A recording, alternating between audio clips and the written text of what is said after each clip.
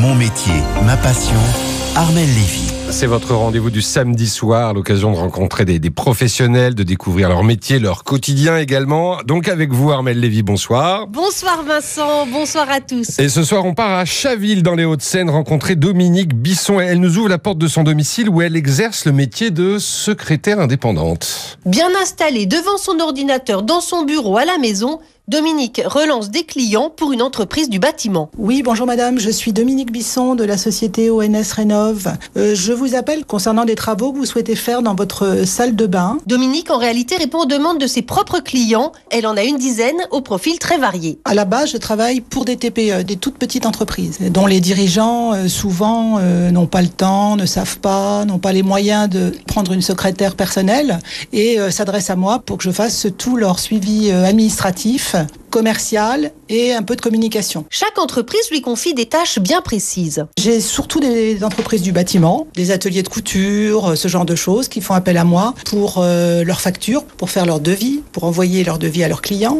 les relancer, puis savoir pourquoi, si les gens ont pris d'autres devis, quelle en est la raison, pour qu'après l'entrepreneur puisse ne pas faire les mêmes erreurs la fois d'après. Elle rédige aussi des comptes rendus pour des syndicats intercommunaux. Ça peut paraître un peu fastidieux de se dire on se met l'écouteur et on tape, mais en fait c'est très intéressant et moi j'apprends personnellement plein de choses. Elle travaille aussi pour des écrivains en herbe. On me donne le manuscrit et puis je refais, je le mets en forme, donc tout ça je le corrige. Pas étonnant que sa société s'appelle Dactylographe. Dactylographe, et justement elle l'a créée quand cette société, Dominique ? Eh bien, il y a 8 ans, en fait c'est une reconversion. J'ai travaillé plus de 30 ans chez Air France, j'étais toujours dans le commercial et je maîtrisais parfaitement les outils informatiques et j'ai bénéficié, entre guillemets, puisque je l'ai choisi, d'un plan de départ volontaire et nous avions la chance d'être accompagnés pour créer une entreprise si nous le souhaitions. Donc c'est ce que j'ai fait parce que je ne voulais pas m'arrêter de travailler et puis en plus j'avais envie de maîtriser mon emploi du temps, d'arrêter les trajets très importants que j'avais entre mon domicile et mon travail. Donc j'en ai profité et j'ai créé mon entreprise à ce moment-là, donc en 2014. Et aujourd'hui elle ne regrette pas du tout. Ce métier-là me plaît parce que j'ai vraiment le sentiment qu'on apporte une aide très importante aux gens qui ont besoin de nous. Les dirigeants de TPE, ils sont noyés dans leur quotidien d'entrepreneurs dans leur profession et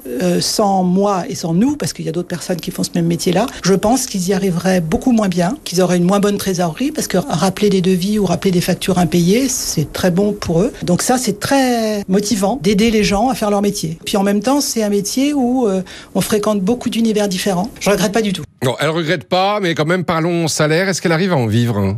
Oui, son agenda est bien rempli, mais ce n'est pas toujours le cas, donc cela reste un bon complément de revenus en cumul emploi-retraite. Je vais tourner entre 35 et 40 euros de l'heure. Voilà, et je suis payée à la prestation ou au mois, ça dépend des contrats que j'ai passés avec eux.